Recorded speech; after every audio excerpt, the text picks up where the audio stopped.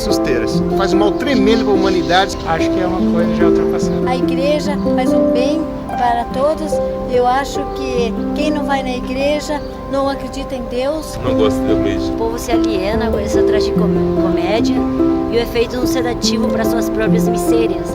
E quando nos damos conta, estamos num picadeiro pintando de palhaço, rindo de nós mesmos.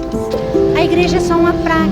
Aí eu vejo que é muito bom pra gente. Manipuladora. Tem muita coisa errada. Mas eu sou totalmente contra. A gente vai lá pra aprender. Um lugar pra gente visitar Deus, como se fosse a casa de Deus, entendeu? Parei de ir porque eu tenho cabelo verde, porque eu tenho piercing, porque eu tenho tatuagem, e as pessoas ficavam olhando e comentavam até que estava errado, que eu não podia. Então, se vocês não vão me receber na casa do Senhor, do jeito que eu sou, eu não vou mais frequentar.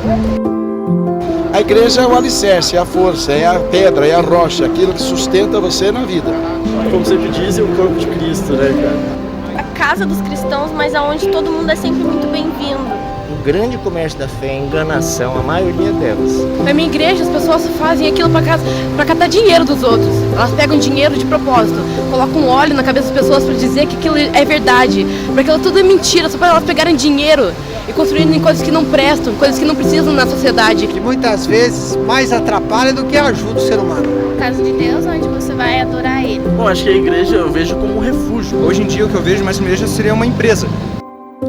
A igreja rouba todo mundo. Parece que é uma maneira de tirar dinheiro das pessoas. Um refúgio, né? Odeio a igreja. É uma rotina, tipo, todos os dias que você vai é a mesma coisa. É o melhor lugar para você ficar na face da terra, cara. A igreja faz parte do sistema capitalista, tá aí só pra explorar todo mundo e pegar dinheiro. A igreja é um lugar que tem bastante enganação. É uma fonte aí de renda. Como a casa de Deus, né? Onde todo mundo pode ser acolhido, todo mundo pode ser o que você quiser. Uma massa que tenta pregar uma coisa pras pessoas, mas só em busca de dinheiro. Um centro de alienação? Que tá aí pra roubar, tirar a grana das pessoas. Isso é muito importante pra família, pra poder falar o que deve fazer e o que não. É bom pra educação também das crianças. Uma instituição que está num processo de crise. A igreja tem buscado renovação, mas acho que ela não está conseguindo acompanhar todas as tendências desse mundo moderno. A igreja, de certa forma, se distanciou muito, principalmente do jovem.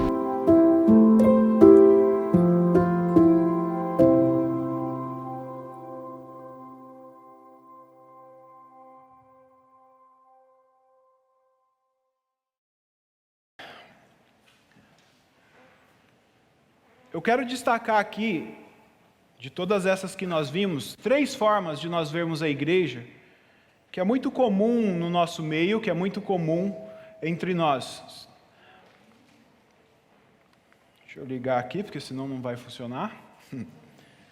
Uma das formas que constantemente nós vemos a igreja é como um lugar gostoso, um lugar agradável, pelo fato de que na igreja nós desfrutamos de bons relacionamentos.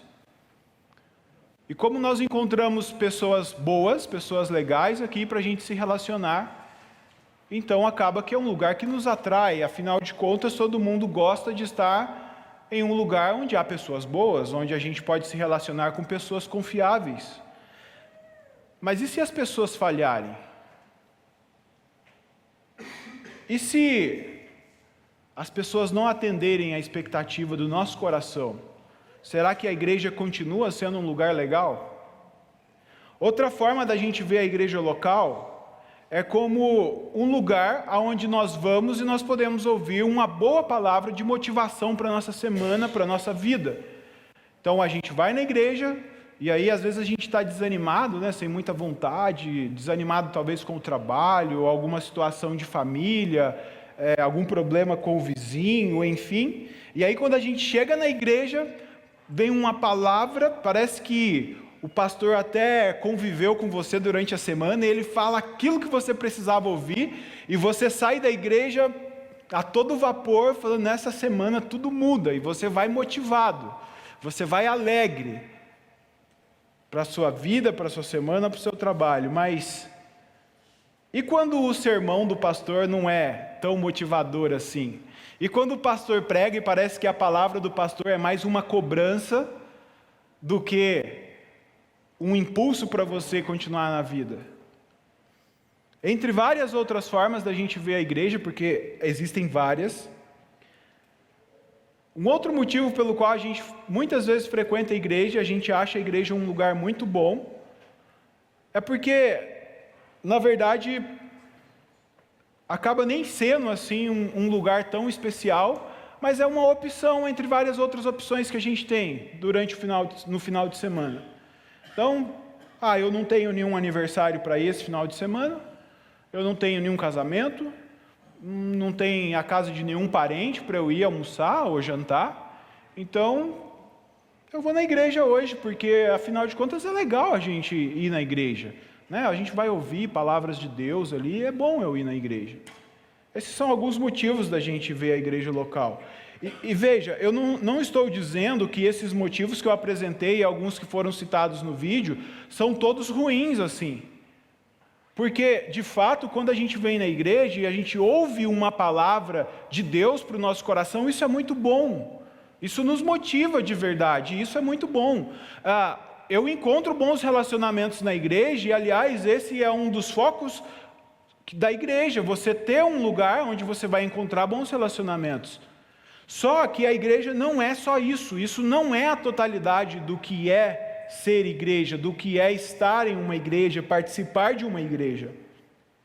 Então, muitas vezes nós desanimamos, muitas vezes ficamos desmotivados, porque nós olhamos para a igreja e não temos uma visão correta daquilo que é a igreja.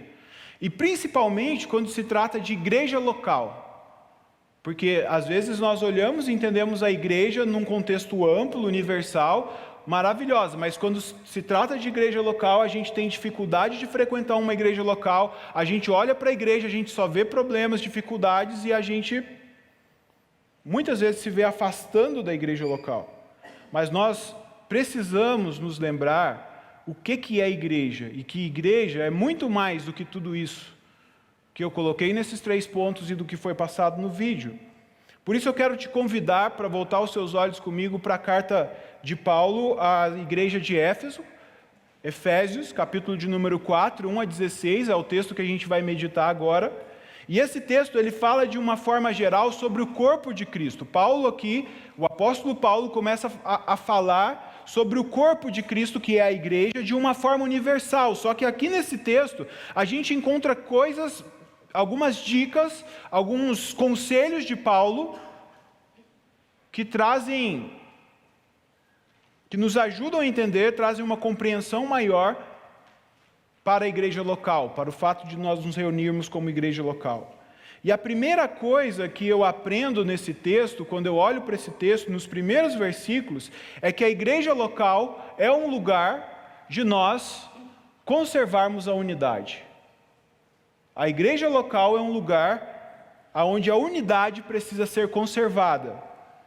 E quando nós falamos de unidade, normalmente vem várias ilustrações na nossa mente, né? Quantas ilustrações você conhece de união, de unidade?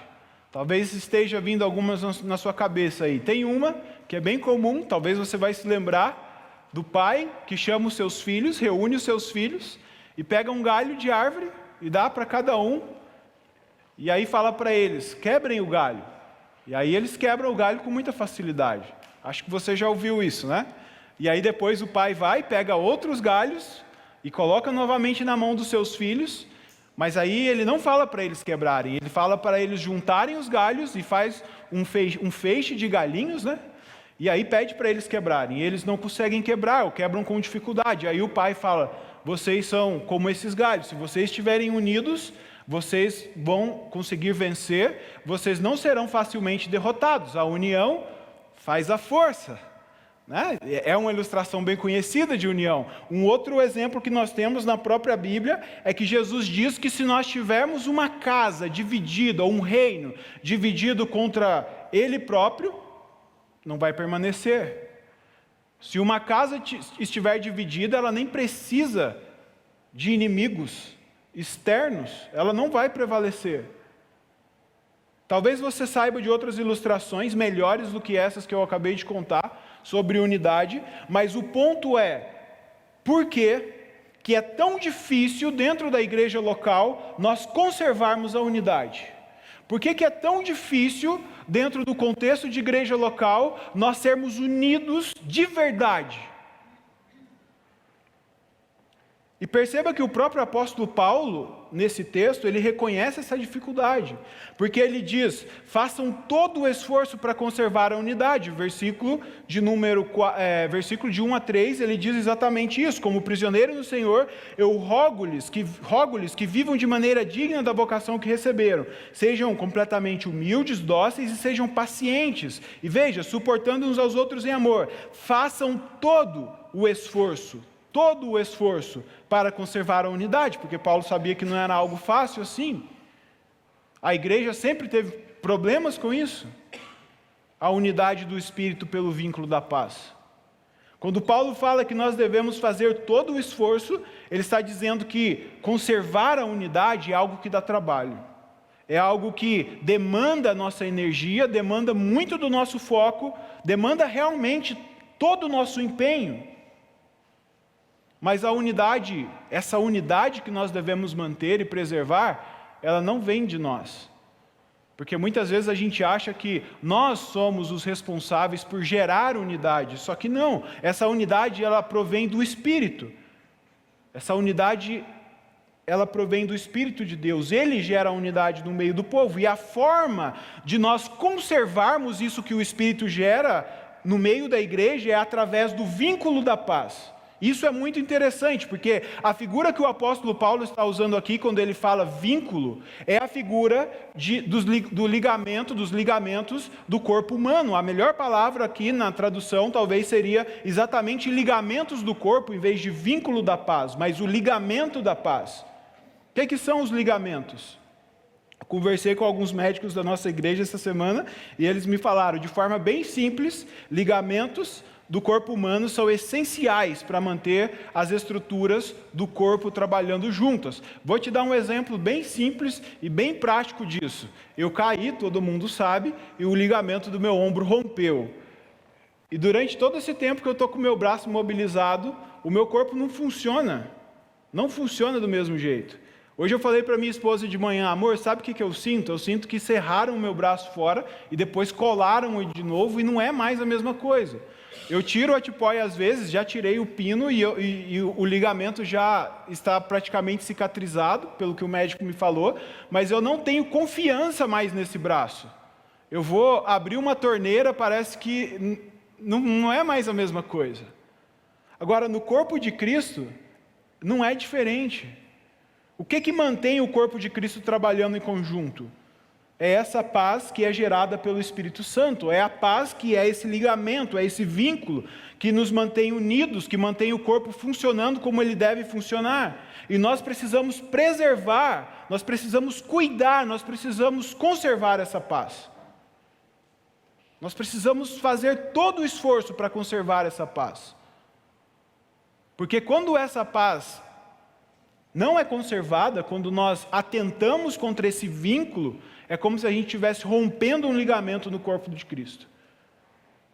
E quando nós temos divisões dentro da igreja, pessoas que não se dão bem dentro da igreja, é muito difícil para a igreja avançar e ela ser edificada por causa disso. Agora, tem algo muito interessante aqui. Se nós devemos nos esforçar, se a gente tem que fazer todo o esforço para preservar esse vínculo da paz, então quer dizer que existe algo que a gente faz, às vezes até inconscientemente, que ameaça essa paz.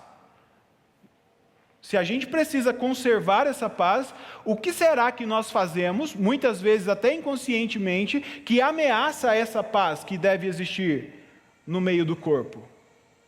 E aí nós percebemos que nós ameaçamos essa paz dentro da igreja local, como quando nos falta humildade. É por isso que o apóstolo Paulo diz nos primeiros versículos que nós devemos ser humildes. Quando falta humildade, nós ameaçamos essa paz que o Espírito Santo gera na igreja. Quando nós damos lugar ao orgulho, por algum deslize, e a gente acha que é melhor do que os outros, que a gente consegue fazer tudo sozinho, no ministério que eu sirvo, ou quando eu acho que eu não preciso dos meus irmãos para tocar a minha vida, eu não preciso me abrir com eles, eu não preciso de conselho. Quando nós achamos que nós somos melhores, mas também quando nós somos exclusivos, ao invés de ser exclusivos, em vez de nós pensarmos em todos, a gente pensa só naqueles que se parecem bem com a gente, que a gente se dá super bem, e a gente exclui os demais. Infelizmente a gente vê muito isso dentro de igrejas. Infelizmente a gente vê isso. E tudo isso, muitas vezes, passa pela falta de humildade. E nós precisamos, é um conselho aqui do apóstolo Paulo, nós precisamos ser humildes. Humildes, como Jesus era e é humilde. Mas nós também colocamos a nossa unidade como igreja em xeque quando nos falta gentileza para lidar com os irmãos. Ao invés de nós usarmos palavras doces e amáveis para falar com os outros, muitas vezes a gente fala com grosseria, a gente não mede as palavras para falar, a gente age de maneira áspera, e as nossas atitudes, muitas vezes, dentro da igreja, não demonstram amabilidade. Nós não somos amáveis uns com os outros. Nós colocamos essa paz em risco, essa paz que é gerada pelo Espírito Santo, quando falta amor. Quando a gente lida com o outro sem amor, quando a gente age sem paciência, algumas Bíblias aí diz longanimidade. Quando nós fazemos isso, nós colocamos essa paz que o Espírito gera no meio da igreja em xeque, a gente ameaça essa paz. E quando o apóstolo Paulo está falando aqui de amor, ele fala exatamente isso, para a gente se esforçar para preservar também o amor, para a gente suportar. Ele não está falando aqui, suportar em amor, de você apenas dar um suporte para quem precisa, né? Tem alguém necessitado, eu vou oferecer um suporte para a pessoa. Aquela ideia existe um peso e aí você coloca um suporte embaixo e aí vai suportar. Paulo está falando de conflitos, de atritos. O suporte aqui é na ideia de muitas vezes tem alguém dentro da igreja que ele faz exatamente o que você não gosta e você tem que suportar ele mesmo e amar ele e servir ele e orar por ele. É isso que ele está falando. E não é por menos, veja, isso é algo muito sério. A maioria dos teólogos, quando comenta a carta aos Efésios, e quando eles chegam no capítulo 4, de 1 a 16, eles enfatizam a seriedade disso aqui. E veja só o que o apóstolo Paulo faz nos versículos de 4 a 6. Ele entrelaça as bases da nossa fé, da nossa esperança, daquilo que nós cremos com a Trindade. Ele diz, há um só corpo e um só Espírito, assim como a esperança para a qual vocês foram chamadas é uma só. Há um só Senhor, uma só fé, um só batismo, um só Deus e Pai de todos, que é sobre todos, por meio de todos e em todos. Veja, Paulo entrelaça os pontos centrais da vida cristã com as três pessoas da Trindade. Sabe por quê? Porque a Trindade, ela é uma união perfeita, ela é uma unidade perfeita. E nós, como igreja, precisamos ter a nossa unidade espelhada na Trindade. Se o Pai não briga com o Filho, se o Pai não desrespeita o Filho, se o Pai e o Espírito concordam com o Filho e eles têm essa comunhão perfeita, nós precisamos ter também. Nós precisamos ter também. E Paulo faz isso. Isso significa, sabe o que? Que nós, em vez de olharmos para aquilo que nos separa, muitas vezes dentro da igreja, e ameaça essa unidade, nós deveríamos focar nas coisas que nos unem, e não nas coisas que nos separam. E a maioria das vezes, a gente foca nas coisas que nos separam. Não dá mais para servir ao lado dessa pessoa, porque essa pessoa faz assim, e ela age assim, e eu tenho a minha forma de pensar. Não dá para ficar nessa igreja mais. E nós agimos assim muitas vezes. Isso significa que nós devemos procurar sermos mais inclusivos e não exclusivos nas nossas decisões. Inclusivos. Todo mundo que está dentro de uma igreja local e que crê em Jesus Cristo, que creu no Evangelho, é alguém que é dotado por Jesus, e a gente vai ver isso, com dons e habilidades para servir no corpo. E muitas vezes a gente olha para dentro do corpo e a gente não percebe isso. Parece que tem algumas pessoas que elas não têm nada para oferecer. E a gente vê só aquelas que estão bem do nosso lado, que a gente gosta muito. E veja, isso é uma via de mão dupla, porque talvez você seja uma pessoa que se exclui. Talvez você seja a pessoa que esteja se excluindo, desculpe. Há pessoas que estão tentando te incluir, tentando te trazer para dentro, te envolver mais no corpo, e você diz, não, isso não é para mim, eu não quero. Da mesma forma, isso é errado. Quando nós olhamos para isso que Paulo nos mostra, significa que dentro da igreja local, tem pessoas que vão falhar com você, tem pessoas que não pensam como você, mas que você tem que amá-las, você deve perdoá-las, você deve orar por elas e você tem que servir essas pessoas. Quando nós olhamos para esse texto, nós percebemos também que a igreja local é um lugar de valorizar a diversidade. Isso também é muito interessante. Veja, não sei quantos de vocês já tiveram a experiência de presenciar uma grande orquestra tocando. Talvez pelo YouTube, televisão, ao vivo, mas é algo muito bonito da gente ver. Uma sincronia entre os instrumentos, diferentes pessoas, e o som, a coordenação daquilo é muito perfeito. É muito perfeito, é muito lindo. E o que normalmente a gente repara quando a gente vê uma orquestra é a variedade, a diversidade de instrumentos, né? A gente olha, não tem como não reparar. Tem alguns instrumentos que são bem curiosos. Eu mesmo, quando era criança, eu ficava impressionado com... Eu conheço como tuba, né, que faz a parte do baixo. É um instrumento metálico, grandão. Tudo que é grande, eu acho que chama a atenção de criança, né? E aquilo me chamava muita atenção. Então, tem vários instrumentos. E cada um tem o seu papel. E o que nos chama a atenção também, na maioria das vezes, é o maestro, né, que fica lá na frente, normalmente é o último que entra, e que fica parecendo um louco lá na frente, né, mexendo aquele pauzinho. Tem uns que são até meio descabelados assim, e isso chama a nossa atenção também. Agora, sabe o que muitas vezes a gente não repara, a gente não sabe, a gente não percebe? É que no meio da orquestra existem alguns instrumentos estratégicos que são colocados ali como referência para os outros instrumentos. Eles são colocados ali como referência de afinação, às vezes, para ajudar na afinação dos demais instrumentos, e às vezes até como referência na condução da obra, da música que está sendo executada. Quando nós olhamos para esse texto, a gente percebe que Jesus faz algo muito parecido no meio da igreja. O grande maestro é Jesus. Ele é o cabeça da igreja, aquele que conduz todas as coisas. Mas ele decidiu dar para a igreja, ele decidiu colocar no meio da igreja algumas pessoas que são capacitadas por ele para equipar o povo dele na vida de serviço que manifesta o reino. Veja o que Paulo diz nos versículos de número 7 e nos versículos de 11 a 12. A cada um de nós foi concedida a graça conforme a medida repartida por Cristo. Ou seja, Deus deu graça, e aqui graça é sinônimo de dons, para todos nós. Todos vocês que estão aqui, todos aqueles que fazem parte do corpo de Cristo, receberam dons para servir. E os dons não se limitam somente à lista de dons que a Bíblia nos traz em Romanos, Coríntios, Pedro e aqui em Efésios. São listas que servem como exemplo para a gente. Mas a Bíblia, por exemplo, não fala do dom de culinária, de cozinhar, mas tem gente que tem esse dom, que Deus deu, e é uma forma de servir a Deus, se a pessoa desejar usar isso para servir a Deus.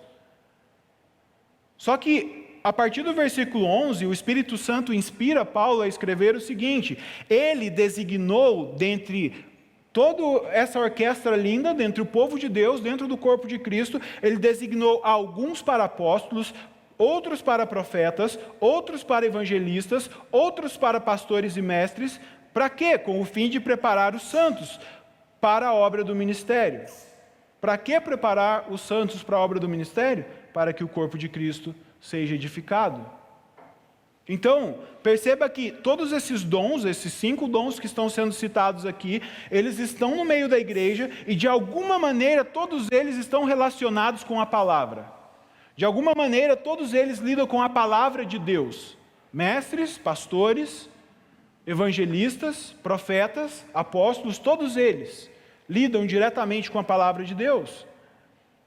Eles não são melhores do que ninguém, eles não conseguem fazer as coisas acontecerem só por eles.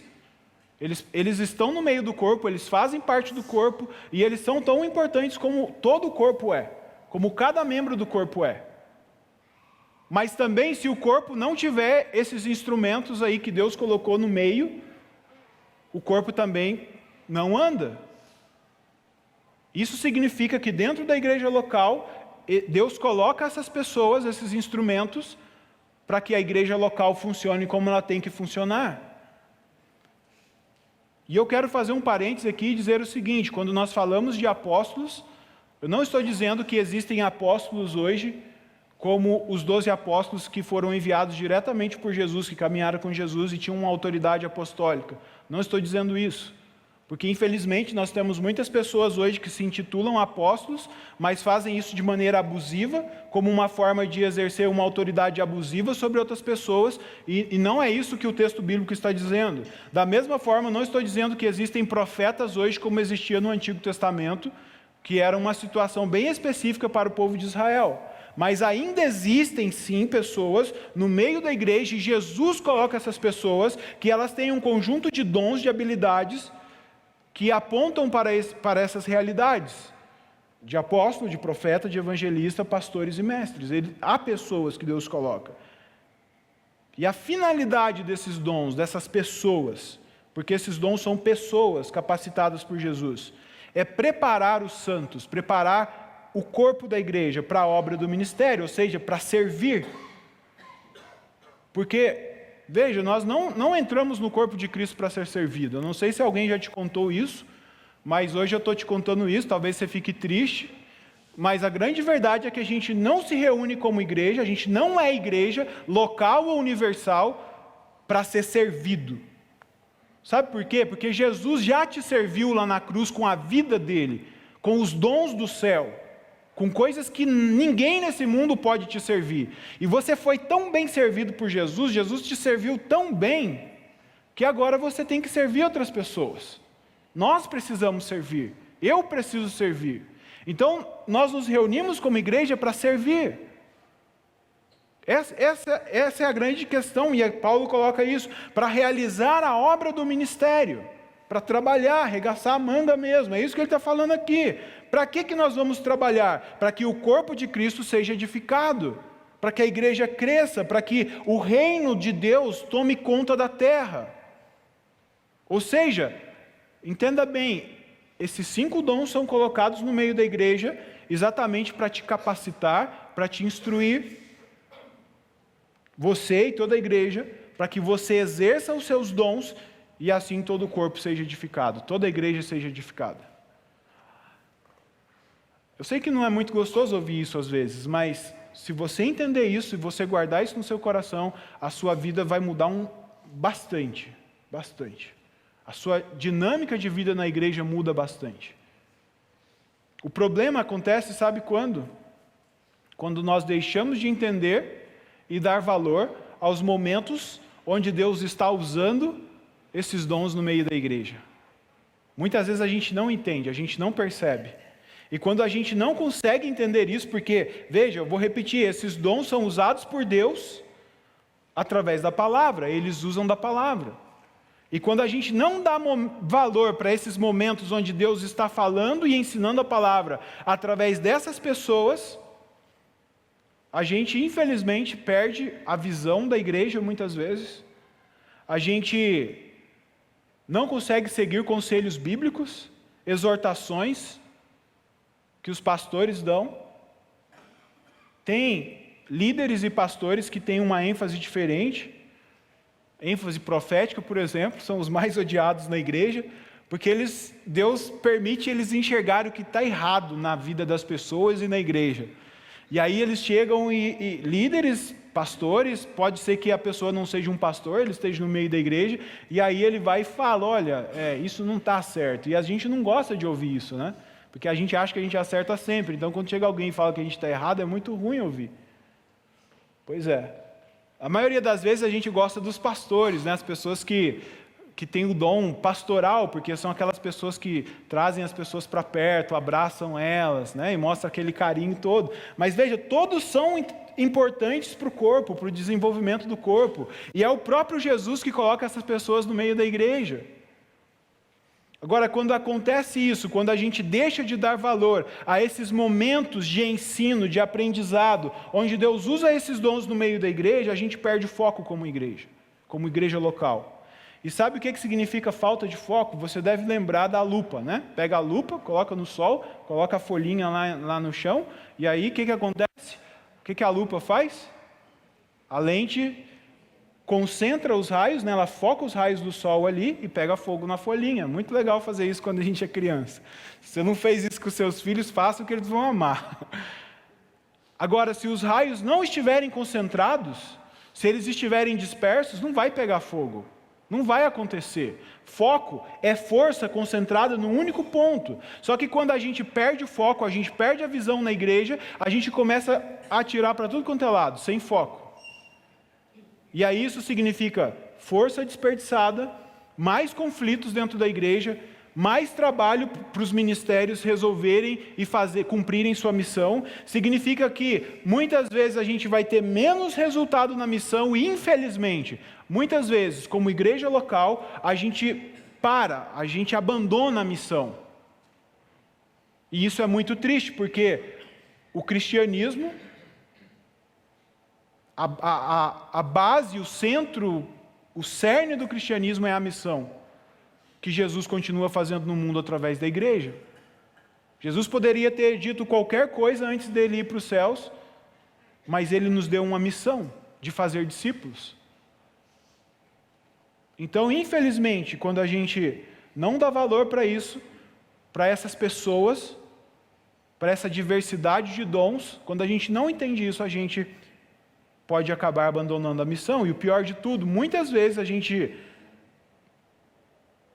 com as nossas ações, com as nossas atitudes, com a nossa fala, sabe o que a gente faz? A gente está dizendo para Jesus que esse presente que Ele nos deu não tem valor nenhum. Olha só o que Paulo diz no versículo de número 8 e 10. Por isso é que foi dito, quando Ele subiu ao céu, ou quando Ele subiu em triunfo às alturas, levou cativos muitos prisioneiros e deu dons aos homens. O que significa ele subiu, senão que também havia descido às profundezas da terra? Aquele que desceu é o mesmo que subiu acima de todos os céus, a fim de encher todas as coisas. O que Paulo está dizendo é que esses dons são dados à igreja, em consequência da vitória de Jesus na cruz. É um presente de Deus para a igreja. E quando a gente ignora esses momentos de ensino, esses momentos de aprendizado, ou os momentos onde Deus usa essas pessoas, a gente está dizendo para Jesus, Jesus, é muito legal isso aí que você fez, mas para mim não tem valor nenhum. Mas nós aprendemos também nesse texto que a igreja local é um lugar de nós buscarmos maturidade. Um dos maiores medos que os pais têm em relação aos filhos é quando eles estão em lugares públicos, né? Rodoviária, estações de trem, de metrô, aeroporto, que a criança escape, desapareça, vem alguém e leve a criança embora e já era. Meus pais tinham muito esse medo comigo.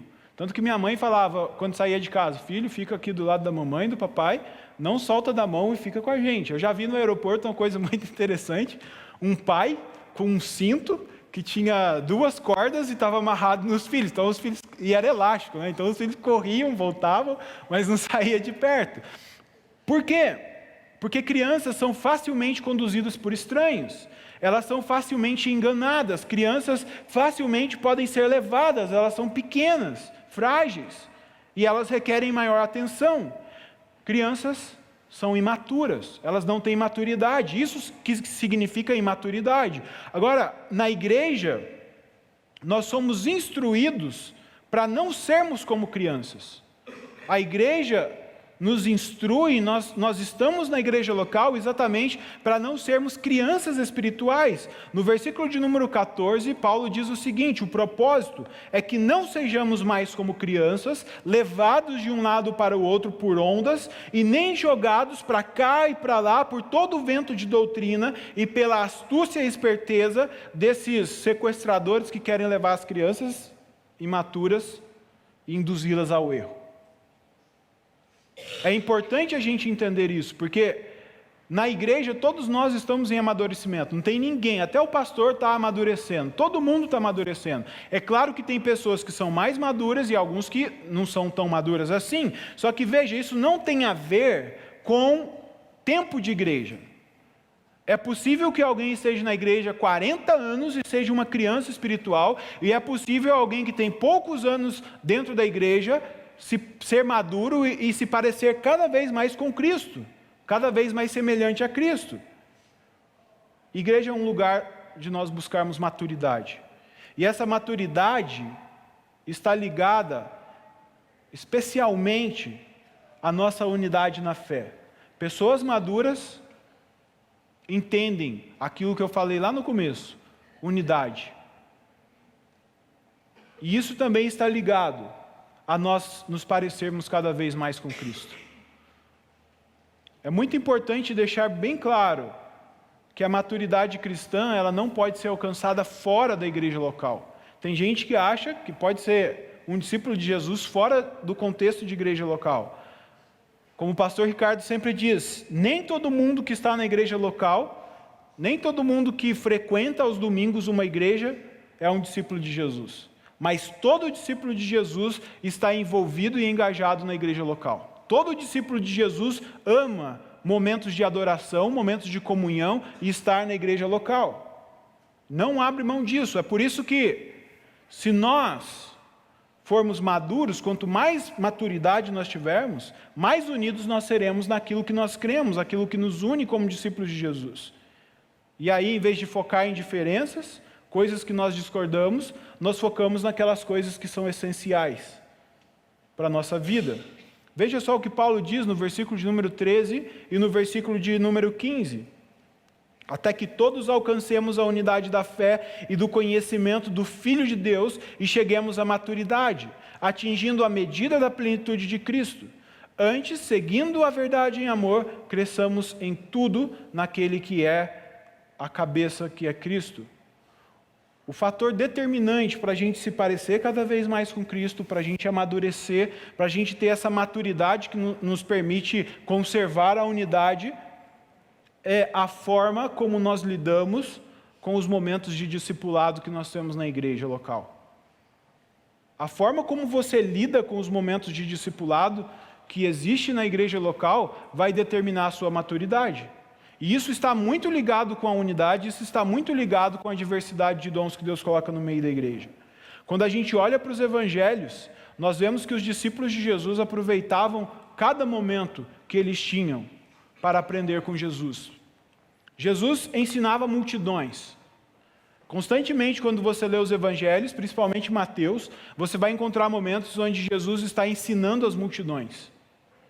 Só que sempre o texto faz questão de ressaltar para a gente, ele podia dizer, Jesus estava ensinando as multidões, mas eles colocam, Jesus estava ensinando as suas multidões, e ele chama os seus discípulos para estarem ali. Ele está ensinando, mas os seus discípulos estão ali, do lado dele, ouvindo o ensino dele.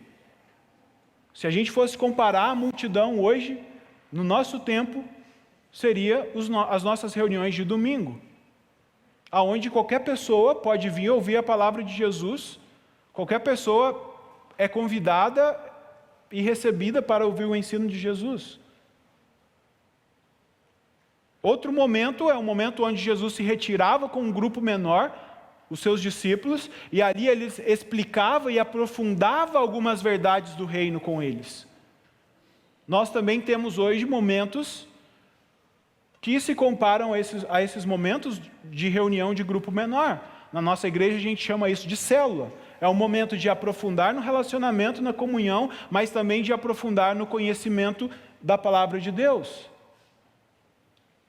Jesus, em alguns momentos também, nós vemos que ele tinha encontros pessoais, alguns momentos os discípulos estão com ele, chega alguém para ter um encontro pessoal, individual com Jesus, mas os discípulos algumas vezes estavam ali, e em outros momentos os discípulos não estavam. Agora, a forma como a gente lida com isso, porque aqui a gente pode comparar muito bem esses encontros pessoais com Jesus com um aconselhamento pastoral ou um discipulado 1 a 1. Aqui na igreja há pessoas que discipulam outras pessoas, que estão caminhando com outras pessoas. Agora, a forma como um discípulo lida com esses momentos de discipulado é que vai ser determinante na maturidade dele, no quanto ele vai se parecer mais com Jesus.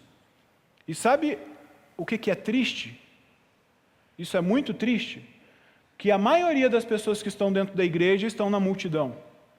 Elas se contentam em estar na multidão. Elas não têm o desejo de se aprofundar mais. Não tem. Eu sei que em alguns casos é difícil, a semana é corrida, é puxada, mas eu sempre falo, se você não consegue se reunir durante a semana para ter uma célula, fale com a gente vai ter o maior prazer de tentar fazer uma no sábado. Até no domingo, tem igrejas que fazem células no domingo, à noite. Vai do nosso coração, da nossa vontade, do nosso desejo.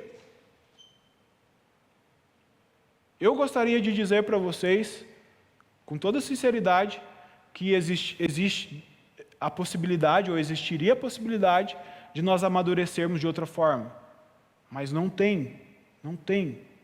Discípulos de Jesus amadurecem à medida que eles ouvem o ensino de Jesus e eles praticam. E quanto mais você ouvir, quanto mais você compartilhar com pessoas que estão nesse caminho, quanto mais você se abrir, quando você tiver dificuldade de viver isso, mais você vai amadurecer e mais você vai crescer.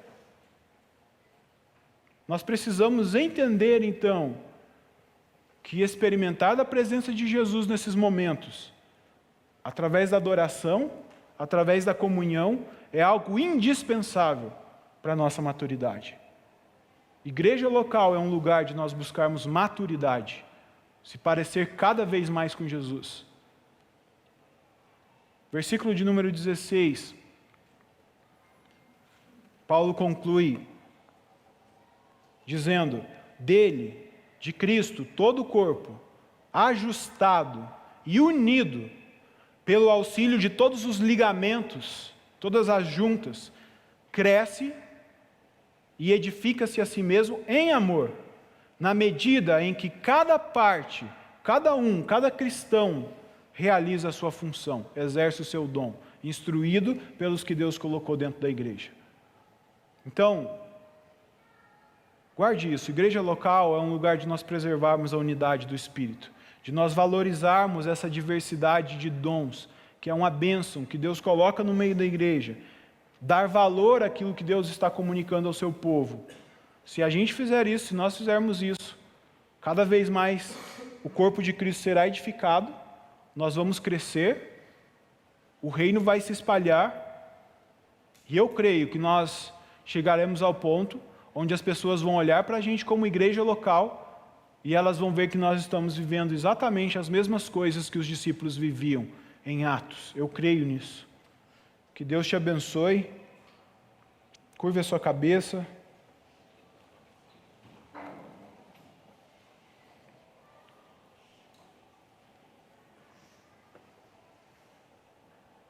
Eu não sei como que essa palavra chega ao seu coração. Essa semana eu orei muito e falei: Deus, o que o Senhor quer que eu pregue? O que o Senhor quer que eu fale?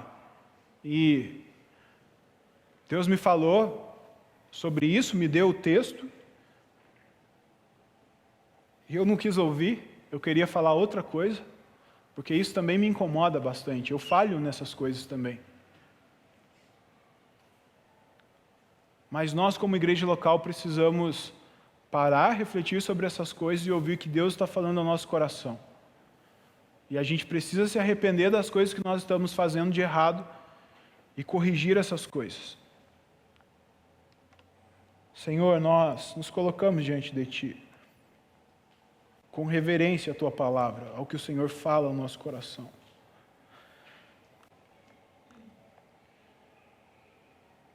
Muito obrigado, porque é verdade que em Cristo nós somos perdoados de todos os nossos pecados, de todas as nossas culpas.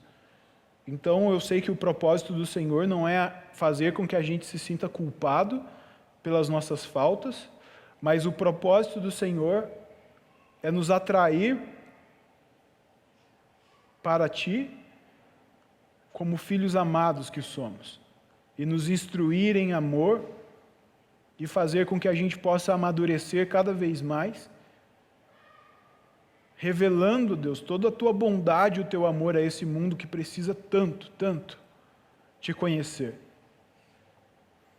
Por isso eu peço que o Senhor derrame do Teu Espírito Santo sobre as nossas vidas, porque é só o Teu Espírito Santo que nos capacita a viver tudo aquilo que Jesus conquistou para nós. Pai, que todo engano do pecado caia por terra, em nome de Jesus.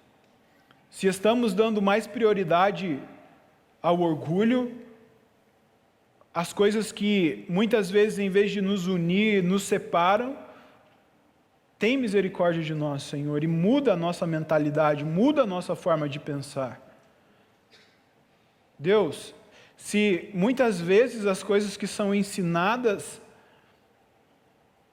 não nos agradam, se é difícil para a gente às vezes ouvir e se submeter àquilo que a Tua palavra está dizendo, eu peço que o Senhor tenha misericórdia de nós e que o Senhor nos conduza a tal ponto de sermos obedientes e fiéis à Tua palavra. Aquilo que o Senhor está falando, aquilo que o Senhor traz do Teu coração para nós. Senhor, se nos encontramos muitas vezes fugindo dos Teus propósitos, a ponto de não conseguirmos nem mesmo viver a missão que o Senhor nos deu, eu peço que o Senhor tenha misericórdia de nós, Deus, como Tua igreja, como Teu povo. Gera em nós um coração cada vez mais parecido com o do Teu Filho. Ajuda-nos a tomar posse dessas coisas que o Senhor já nos deu, que o Senhor já nos ofereceu. Senhor, que cada um que está aqui possa ter plena consciência da sua identidade no Senhor, daquilo que Cristo conquistou na cruz por nós, das bênçãos derramadas sobre a Tua igreja, que a gente possa ter esse entendimento, Deus, e viver para a honra e glória do Teu nome, que o Teu reino possa ser conhecido não só aqui em Vinhedo, Valinhos e Jundiaí, mas que o Teu reino possa se expandir, ó Deus, por toda a face da terra, e que o Senhor use a CPV, essa igreja, ó Deus, como bênção para as nações e para o nosso país e para a nossa cidade. Eu peço isso em nome de Jesus, Pai, em nome de Jesus. Enche-nos com o Teu Espírito, enche-nos, ó Deus, da Tua presença, e que a gente possa ter prazer, amor, de se envolver com a igreja local, porque a igreja local faz parte do Teu coração. Muito obrigado por tudo, Senhor, nós oramos, em nome de Jesus. Amém.